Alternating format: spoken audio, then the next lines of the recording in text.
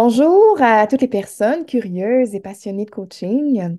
Je suis Geneviève Bernatchez, nouvelle membre du Forum francophone de la recherche en coaching et aussi doctorante en philosophie pratique et chargée de cours en éthique appliquée à l'Université de Sherbrooke. Aujourd'hui, Stéphane Coulier nous parle d'un livre récent écrit par un collectif de chercheurs parmi les plus fameux, David Clutterbuck, Tatiana Bakirova, Jonathan Passmore, Peter Hawkins et bien d'autres.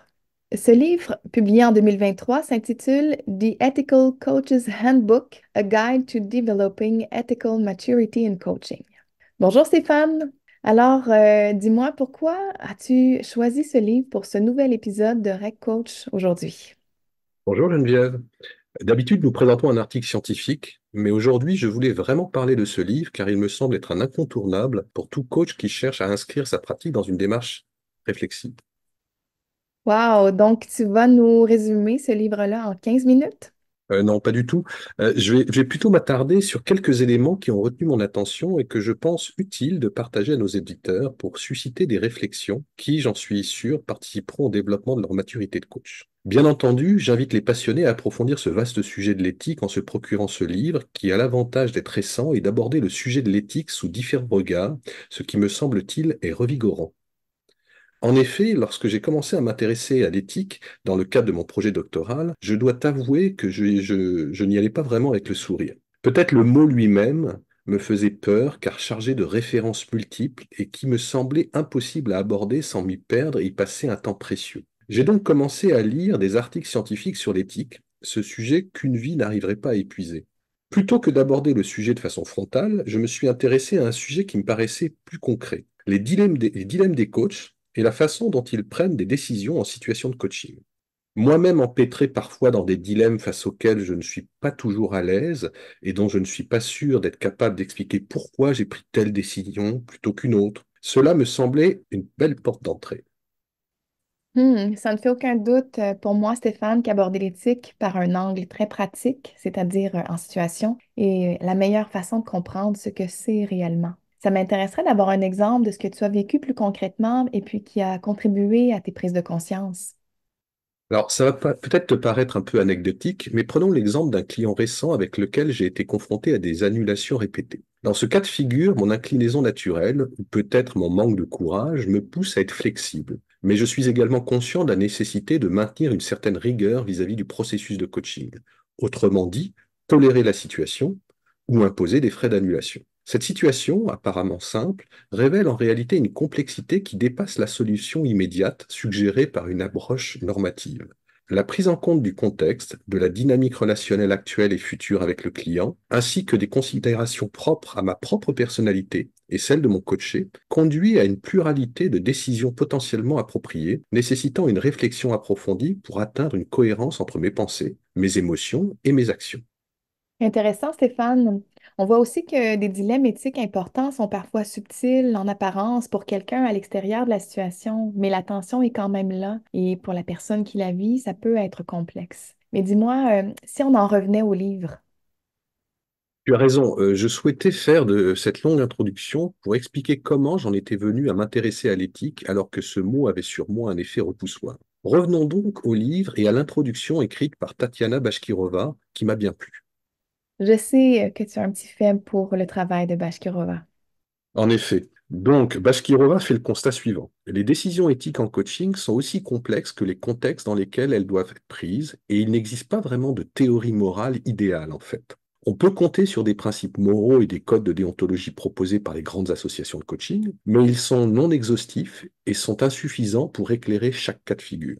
L'objectif du coaching étant variable en fonction des intérêts multiples des acteurs du coaching, le coach doit ainsi jongler entre sa vision du monde, ses croyances, ses valeurs et les situations qu'il rencontre.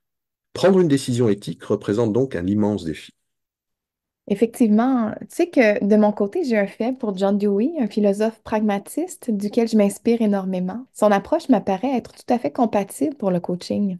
Voilà qui est intéressant puisque Bashkirova s'appuie justement sur cette approche pragmatiste selon le sens donné par Dewey. Le pragmatisme reconnaît la difficulté d'appliquer les principes moraux à chaque situation complexe et suggère plutôt d'explorer chaque situation dans son contexte en tenant compte de toutes les conséquences potentielles. D'ailleurs, Passmore et Degès, dans le chapitre 5 du livre, considèrent que les coachs sont souvent éthiquement pluralistes, s'appuyant sur quelques principes clés, mais surtout ils s'adaptent à la situation.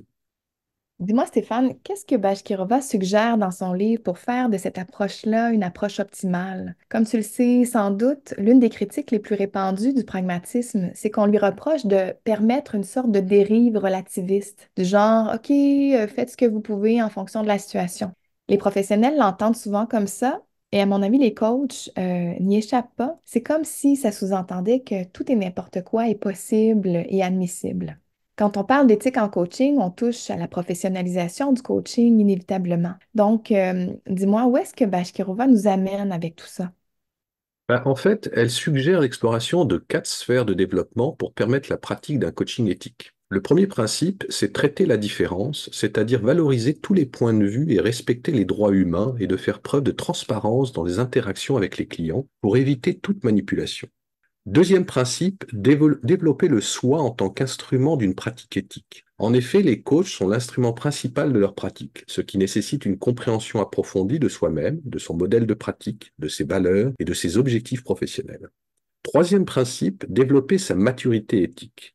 Face à la complexité des dilemmes éthiques en coaching et aux limites des codes de déontologie, les coachs doivent rechercher de l'aide en supervision. Cela signifie être capable d'explorer des situations complexes et de recevoir des idées de différentes perspectives et d'être capable de les critiquer. Enfin, quatrième principe, développer une relation de confiance avec son client en s'appuyant sur la compétence, l'honnêteté et la fiabilité. En effet, la qualité du travail d'un coach dépend directement de la confiance qu'il peut établir avec ses clients. Quels sont les autres points d'intérêt du livre, par ailleurs, Stéphane? Smith et Arnold, dans le premier chapitre du livre, rappellent que de nombreuses taxonomies des principales questions éthiques existent pour les autres professions que le coaching, mais que finalement, elles tournent autour de 5 thèmes récurrents. Ne pas blesser, agir pour promouvoir le bien-être des autres, connaître ses limites et agir dans son domaine de compétences, respecter les intérêts des clients et enfin respecter la loi. Est-ce qu'il y a d'autres prises de conscience que tu as faites à la lecture de ce livre-là? Bien sûr, il y en a beaucoup, mais je t'ai dit que le livre, du fait qu'il soit collectif, ouvre des regards variés sur le sujet de l'éthique en coaching. Néanmoins, il ressort certains points de consensus ou tout au moins des idées qui semblent communément partagées. Tu attises ma curiosité. Tout d'abord, sur l'importance de parler d'éthique en coaching.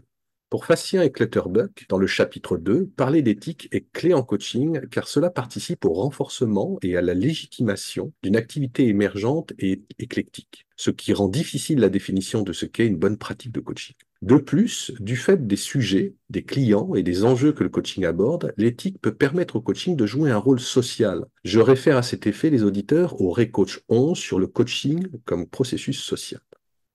Le livre donne la voix à plusieurs autrices et auteurs. Comme tu le disais, quelle richesse, selon toi, ça apporte au livre? C'est la richesse d'un livre collectif, c'est que chaque auteur apporte une pierre à l'édifice du sujet abordé. Néanmoins, il ressort une vision relativement partagée pour dire que l'éthique est dans tout ce que fait le coach et qu'il concerne l'être plutôt que le faire. Pour Smith et Arnold, l'éthique concerne les valeurs, les croyances et les principes qui guident la prise de décision et justifient les actions. L'éthique s'affirme également à partir de la façon dont un coach se présente son activité. Pour Facien et Clutterberg, l'éthique peut être considérée comme une pratique réflexive visant à aligner les comportements humains avec un sens de la justesse ou de l'adéquation d'une action avec ses conséquences. J'aime beaucoup cette façon de définir les contours de l'éthique en coaching qui met les dilemmes rencontrés par les coachs ainsi que la réflexivité au cœur de la pratique du coaching. C'est en effet un des sujets que j'aborde dans mon projet doctoral. D'ailleurs, petite anecdote qui m'a fait sourire concernant les dilemmes éthiques, il semble que, selon une étude de Nikkei publiée en 2022, le nombre de dilemmes éthiques vécus par les coachs augmente avec l'expérience et évolue dans le contenu, d'abord plutôt centré sur soi, pour évoluer vers la relation coach-coaché. Les dilemmes seraient donc un révélateur de la maturité et non de l'incompétence d'un coach. Donc, en poussant à l'extrême, ce n'est pas bon signe en tant que coach de ne pas avoir de dilemme. Ça m'apparaît tout à fait logique. La maturité et l'expérience amènent la capacité à voir les dilemmes, et c'est justement ça le point de départ de la réflexion éthique. Je pense d'ailleurs que les associations professionnelles en coaching devraient s'investir différemment en matière d'éthique et favoriser la réflexion continue et donc de dépasser la seule question du devoir professionnel et de la conformité aux règles qu'exige la déontologie. Que dit la publication à propos de ça, en fait? C'est amusant que tu me demandes cela, car dans le chapitre 3, Garvey et Stokes posent cette question. De façon provocatrice, ils se demandent si les associations agissent en tant que gardiennes morales de l'activité de coaching, en privilégiant ainsi une éthique kantienne et une éthique utilitariste, ou bien ne sont-elles qu'au service de leurs propres intérêts. En effet, les valeurs humanistes véhiculées par le coaching et beaucoup de coachs ne se traduisent pas toujours dans les intentions des associations professionnelles qui peuvent être appréhendées comme des organes de pouvoir et de contrôle. Je m'attendais pas à ça. C'est une vision bien sinistre du rôle des associations professionnelles. Oui, mais ce n'est qu'une des facettes de leur rôle. Oui, en effet. Euh, Est-ce qu'il y aurait d'autres réflexions que tu souhaites nous partager? Au juste rapidement pour évoquer le modèle de prise de décision éthique proposé par Passmore et Duffy en 2010 et que certains de nos auditeurs connaissent peut-être déjà. Le modèle s'appelle APPEAR et propose 6 étapes non linéaires et itératives pour résoudre des dilemmes éthiques. Dans le chapitre 9, il est également fait référence à 2 autres modèles de prise de décision éthique. Le premier, celui de Steer, développé en 2006, parle d'ethicability, mot difficilement traduisible en français, mais qui référerait à une aptitude ou une capacité éthique. Le second, le modèle développé par Carroll et Shaw en 2013, part du concept de maturité éthique. Je réfère les auditeurs intéressés à aller voir directement les modèles pour plus d'informations. Par contre, je souhaite ajouter quelques précisions concernant les dilemmes éthiques. Passmore et Degès, dans le chapitre 5, notent que les dilemmes éthiques arrivent principalement dans 4 domaines. Des problèmes du fait d'engagement multiple avec plusieurs parties prenantes, des problèmes du coach avec lui-même, des problèmes du coach avec son coaché ou le payeur, du fait de tensions liées aux personnalités, valeurs et comportements, et enfin des problèmes liés aux frontières de l'intervention du coaching. Autre point intéressant, les auteurs font le constat que résoudre des dilemmes éthiques est un sujet complexe. En effet, on identifie souvent le dilemme après l'événement, ce qui ne permet pas de le traiter lorsqu'il survient. Ensuite, on peut identifier un dilemme, mais ne pas savoir comment le traiter. Ou encore savoir ce qu'il faut faire, mais ne pas le faire. Ou encore, de façon plus pernicieuse, traiter le dilemme, mais ne pas être capable de justifier son action. Bref, 1000 bonnes raisons de ne pas traiter adéquatement un dilemme. Oui, on le voit, traiter un dilemme éthique fait bien entendu appel à une dimension cognitive, mais également à des dimensions connatives et affectives. Tout à fait. Traiter en profondeur un dilemme éthique nécessite en effet que nous soyons capables de réfléchir et de mettre en perspective nos interprétations, nos idées, nos croyances et nos rationalisations. Nous parlons ici de la dimension cognitive, mais cela nécessite également de s'intéresser à la façon dont nous réagissons émotionnellement aux expériences et aux événements qui se présentent à nous, la dimension affective. Enfin, les valeurs qui guident nos actions, ainsi que nos comportements et nos actions elles-mêmes ne peuvent être ignorées de cette réflexion. Parler de dilemme éthique, c'est accepter de s'ouvrir à d'autres regards sur ses propres défis. Cela implique que l'on soit réceptif à des changements dans notre perception d'appréhender une situation et notre façon d'agir. Accepter de changer nos façons de percevoir le monde, nos croyances et nos habitudes de pensée. Tout à fait. En terminant, Stéphane, y a-t-il autre chose que tu aimerais partager avec nous? J'aimerais arrêter mon partage là en espérant que ces quelques échanges auront donné le goût d'aller plus loin sur le sujet. Par contre, j'aimerais t'envoyer la balle, Geneviève, et te poser une question. Mhm. Je sais que tu es chercheur, doctorante et enseignante en éthique appliquée. J'aimerais que tu nous dises quelques mots sur cette éthique et en quoi, selon toi, cette façon de voir l'éthique ferait du sens en coaching. Ah bien oui, avec plaisir, Stéphane. En fait, c'est très intéressant parce que je pense que l'approche du collectif d'auteurs et autrices que tu as présenté aujourd'hui en est une, ou en tout cas pas très loin, d'éthique appliquée. Et coïncidemment, celle dans laquelle j'évolue s'appuie justement sur le pragmatisme philosophique de Dewey. En fait, l'éthique appliquée, c'est une approche réflexive et donc qui s'éloigne des approches traditionnelles dites normatives, c'est-à-dire une éthique qui voit les choses un peu en noir et blanc et qui, indépendamment du contexte, croit pouvoir trouver des solutions parfaites en se basant sur des principes universels. Quand on parle d'éthique appliquée, en fait, et je pourrais en parler pendant des heures, mais on parle d'une éthique située. C'est-à-dire que l'éthique, c'est pas une chose, c'est un processus par lequel on parvient à prendre la décision la plus satisfaisante et responsable dans les circonstances. La solution, donc, nous vient du contexte. Et cette approche-là nous amène d'une part à prendre la responsabilité de nos actions sur les autres et à atténuer les conséquences négatives de nos actions sur ceux et celles qui sont touchés.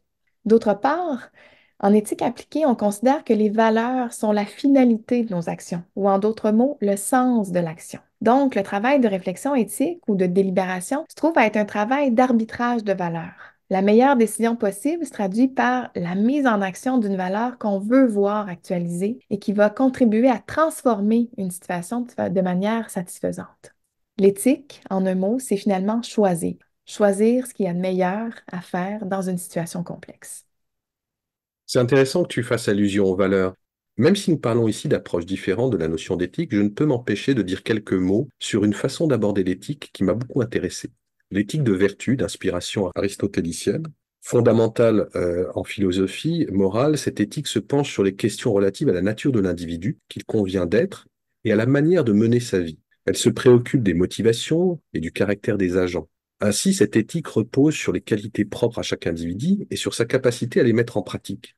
La vertu consisterait alors en des traits de caractère positifs et moralement estimables tels que le courage, la sagesse, la compassion, la justice, qui se construisent dans le temps et qui se manifestent de manière constante et durable. Ces vertus représentent des dispositions permanentes du caractère permettant de faire face à diverses situations. Ce faisant, l'éthique de vertu s'intéresse moins à l'acte, mais plutôt à l'individu en tant qu'être plutôt qu'en tant qu'acteur, à ses intentions plutôt qu'à ses actions. Oui, nous le voyons bien, il y a de nombreuses façons d'aborder le concept d'éthique. Et ne serait-ce que cette prise de conscience, c'est un apport qui, je l'espère, donnera le goût à nos auditeurs et nos auditrices d'approfondir ce sujet passionnant qui invite à une approche réflexive de la pratique de coaching. Merci beaucoup, Stéphane, pour cet échange. Pour les auditeurs qui veulent se référer directement au texte présenté aujourd'hui, vous trouverez la référence complète dans la description du podcast. À bientôt pour notre prochain rendez-vous mensuel.